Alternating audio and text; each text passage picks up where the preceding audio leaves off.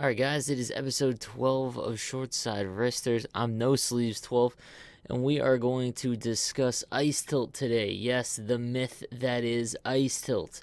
We're also going to discuss the new HUD content, as well as covering some esports stuff that's coming up this weekend. So let's jump right into it. Alright guys, so let's quickly go over the new HUD content that came out last night. Bunch of prime times and milestones. Got the 81 Jeff Petrie pass, 81 Carl Soderberg pass, 83 James Riendijk pass, Nolan Patrick, same thing, pass, and then the 90 overall primetime Patty Kane. Bit of an interesting card. One, it increased the Evo of the Patty Kane, so that was kind of big. This one's also very fast, but it's still nowhere near as good as the Thanksgiving one, just because the Thanksgiving one has more synergies. It is still statistically better. So if you get any of these prime times in your packs, guys, let's sell them on the auction house immediately. Even if you have like a free-to-play team and you just got one randomly in a pack, make sure you do sell it. It is worth more in coins than it is in your lineup. Among the milestones, we got Brooks Orpik for 1,000th game played, pass. Brent Seabrook, 100 goals, pass. Brian Little, 82 overall, 500 points, pass. And then the 20th in games played. It's a bit of an odd way to put that statistic. For the 89 Marc-Andre Fleury, that one's interesting because he is a bigger attendee. There is obviously the better Christmas version, but if you are looking for a goaltender, you're not going to get too much for that card, the Milestone Fleury, but you might want to try him out and just see if he works. In my opinion, big goaltenders that are decently statted are supposed to be the best, and he is a pretty big goaltender, and half of it's in your head anyway, so if you put him in, you think you found a gem, you'll probably play better and just overall. So let's get into Ice Tilt, guys, which is a normal hot topic among the NHL community. And if you don't know what Ice Tilt is, it is basically when you are piss-pounding your opponent. I'm talking TOA, shots, the pretty open 1-Ts that just somehow don't hit the net. Goalie makes ridiculous saves, and then he just your opponent scores 3 goals on basically on 2 shots, that kind of thing. That's what Ice Tilt is, and I want to discuss it again because I have a little bit of an insider knowledge. Obviously, I've asked it in the Game Changer chat. It says to me not in the game. Now, if we take that for face value that it isn't in the game, let's discuss what to do when you are experiencing it or when it's in your head that it's going to impact you. Because even this morning on my morning stream, I was experiencing it, set it on stream, up to an Ice Tilt game. Here's what you need to do. One, if you are dominating your opponent, so let's say you're playing someone and you're able to crush them in TOA and you're setting up pretty play after pretty play for the first 2 and you get down by a couple goals, for the first 2 periods, don't change a thing, okay? What you want to do is just keep doing what you're doing. Eventually, one of those cross-ice one-timers is probably going to go in. Here's when things do need to change, though, okay? In the 3rd period, it is time to start ripping clappers. That's right, guys. What you want to do is just start ripping point shots from basically anywhere. I'd also advise to start trying to draw penalties. An easy way to draw penalties is, I can't believe I'm going to bring this topic up again, but L2ing into the zone, L2ing in general, it'll spin you around and you have a much easier chance of getting a poke-check penalty for your opponents. Also, when you're when you're doing the straight line into the zone, let's say you're just trying to beeline down the boards, hold the forehand or backhand deke. Most opponents will hold the R1 while trying to go through because they can't get the body on you. And if you're holding a backhand or forehand deke, depending on which side you're coming down the boards, you're much more likely to draw a penalty. Obviously, less players on the ice, it's easier to score goals. Being said, like I said, when you are dealing with Ice Tilt, though, if you are dominating, now let's say you're not dominating. Let's just say you're getting handcuffed. You have the prettier plays. You are out TOAing him. But he is obviously a good opponent. I would suggest changing to the all-out shooting immediately. If you know your opponent, let's say you matched up with him before, or like I said, he gets up by 2 early, and it's on 2 quick shots, and then you spend the rest of the period, controlling play for the most part. It's when I want to switch to crash the net and just start ripping clappers. That honestly, it's the best way to get out of it. You only need 1, I find, and once you get 1 goal, the floodgates usually open up. Something else that kind of ties in to Ice Tilt is the first and last minute of periods end the game. something I've just noticed over the last like half decade of playing is that if I don't win the first possession, say you lose the opening draw, the amount of times that I get scored on from random point shots or just this random shot in the first possession of the game is out of control. And same with scoring one.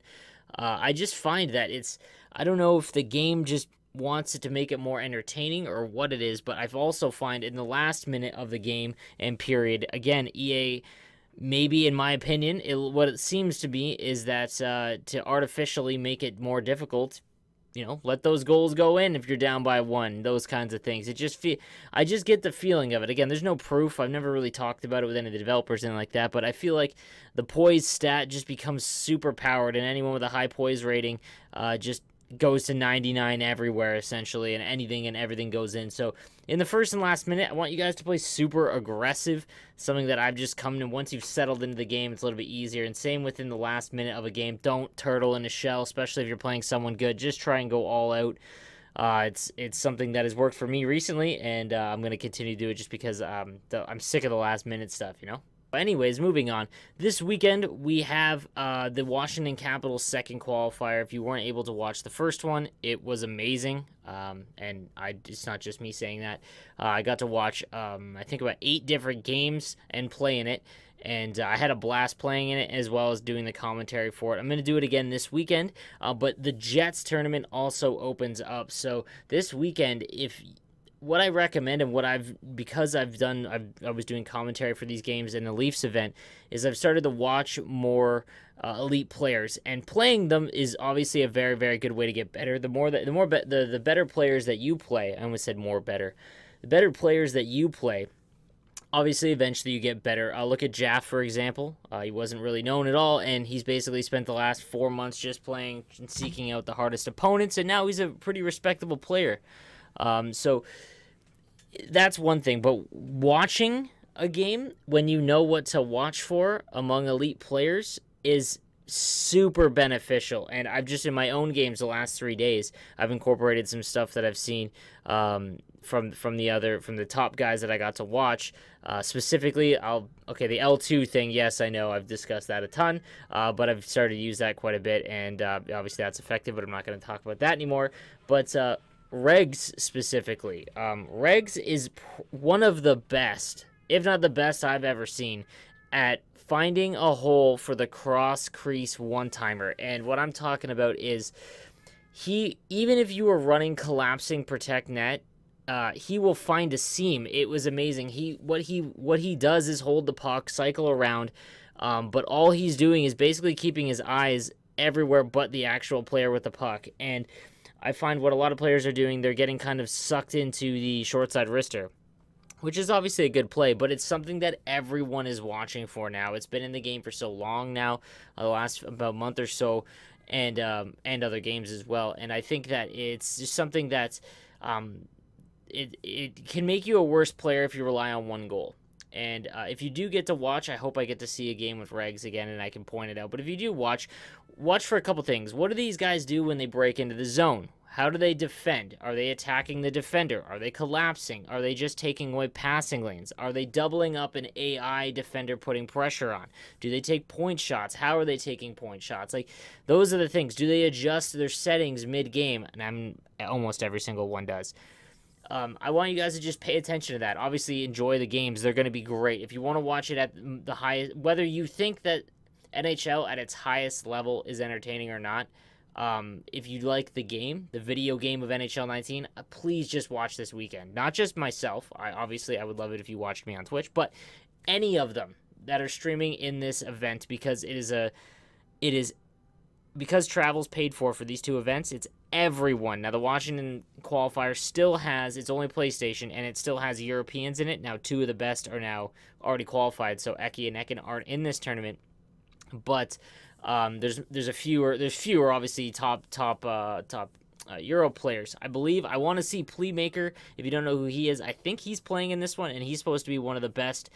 He wasn't able to play in this one, so it'll be interesting to see him. But I want to see some rebounds, some guys from North America qualify for this one, which I kind of think adds to the whole rivalry that's slowly building, because for years Europeans weren't even thought of as far as competitive NHL players, and they've pretty much handed it to the North Americans in every single event they've been included in. So it'll be kind of cool to see if they do come back and do well. But now the Washington event, that's run a little bit differently. It's only North America, but it is only it's on Xbox on Saturday and PS4 on Sunday. So you're going to see better connection games. You're not going to see any bad connection games, and you're going to see the best North Americans go off against each other. It's going to be weird to see if there's multiple, if they're trying to qualify for both.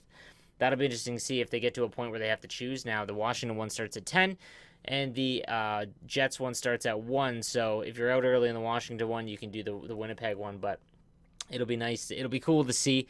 Gren is also playing in the Winnipeg one, so one of the best in North America, if not the best, is going to be in this one. And again, guys, like I said, as far as like a strategy standpoint, like my whole channel and all of my content is basically based on trying to help, you know, the players that want to get better. I'm not nearly the player I used to be, but I am an extremely good coach, I guess would be the word to say it. And the things that I notice when players are playing are much more in-depth than most. And I think that while watching some of these games and watching specifically how they're scoring and how they're setting up their scoring is really beneficial to your gameplay once you start playing your own games. In other news, some kind of exciting stuff. I put up a poll on my Twitter at NoSleevesGaming. Who do you guys want me to harass so that I can get for my next interview? And I put up a few of the bigger guys in the community, and the Finns won again, and Eki won, and sure enough, he agreed to do an interview with me.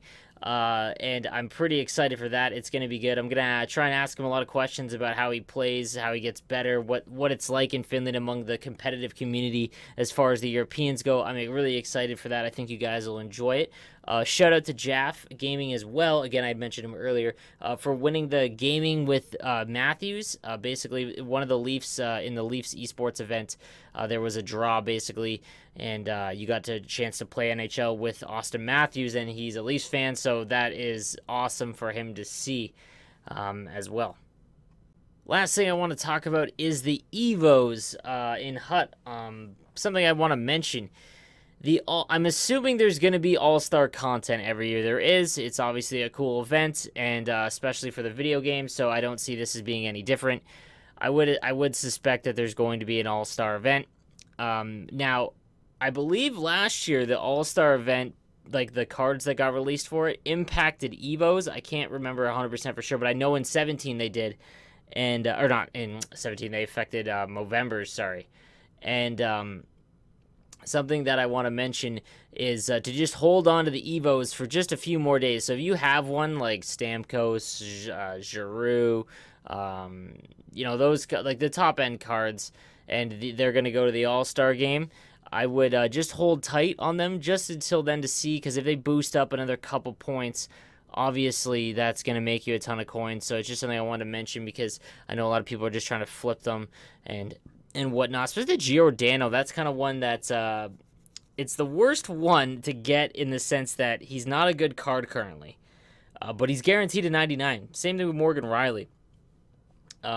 And Skinner as well. Like, those guys are guaranteed 99s with Team of the Year. So if you do have them, those are the ones I would hold on to, unless you really want to upgrade your team. If you know, none of those cards would make my team, so I understand it. But if you can use them, perfect. But if you can't, I would honestly just hold on. You're guaranteed 99. I would just sit tight on them. But I just wanted to mention that real quick. So, guys, tomorrow I hope to have the interview with Eki on the podcast. I'm gonna, you know, like I said, go into what he, you know, what he does as far as playing and how much he plays and what it's like in the Finland or the European competitive community and all that kind of stuff. What he does to get better at the game. I think it'll be really good. I'm excited to talk to him.